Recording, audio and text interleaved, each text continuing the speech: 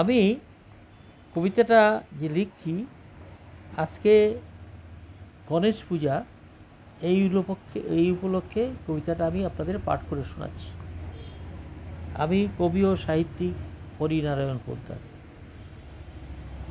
কবিতাটা হচ্ছে 12 মাসের 13 পার্বণ। এটা আমারই লেখা। আজকে গণেশ পূজার দিন, তাই আপনাদের আবার আমি এটা পাঠ করে শোনাচ্ছি।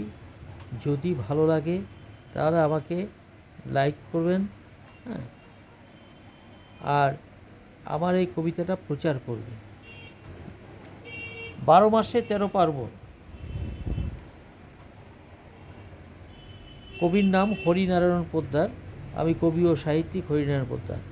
12 মাসে 13 পার্বণ হয় ভারতবর্ষে, যেদিকে ফিরে দেখা পূজার শেষ নেই মহান ভারতে।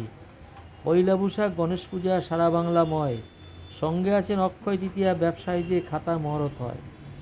গণেশ লক্ষ্মী পূজা হয় পয়লা বৈশাখের দিন, ব্যবসায়ীরা আনন্দ করে সকাল রাত্রি সারাদিন। বৈশাখ মাসে গন্ধেশ্বরী পূজা, বুদ্ধ পূর্ণিমা হয়, বুদ্ধদেবকে পূজা দিলে ভারত জ্যোতির্ময়। বৈশাখ মাসে ষষ্ঠী পূজা বাঙালির ঘরে ঘরে হয়, শ্বশুর শাশুড়ি শালীরা জামাইকে নিয়ে আনন্দ করে সারা বাংলাময়। ওই দিন মাছ মাংস আম কাঁঠাল জামাইকে আদর করে, মা ষষ্ঠীকে পূজা দিয়ে জামাইকে আশীর্বাদ করে। লোকনাথ বাবার তিরোধান হয় জ্যৈষ্ঠী মাসে, লোকনাথ বাবাকে পূজা দিয়ে সবাই অন্নপ্রসাদ গ্রহণ করে।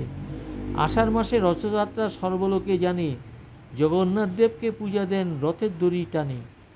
শ্রাবণ মাসে মনসা পূজা বাংলার ঘরে ঘরে হয়, শ্রাবণ মাসে ঝুলন যাত্রা বাংলা আনন্দময়। বৃন্দাবনে রাধাকৃষ্ণ ঝুলন যাত্রায় দোলে সারা ভারতময়। রাখিবন্ধন উৎসবে ভ্রাতৃত্ববোধ জাগায়, কৃষ্ণের জন্ম ঘোর দুর্যোগে হয়। কৃষ্ণের জন্মদিন পালন করে সারা দেশময়।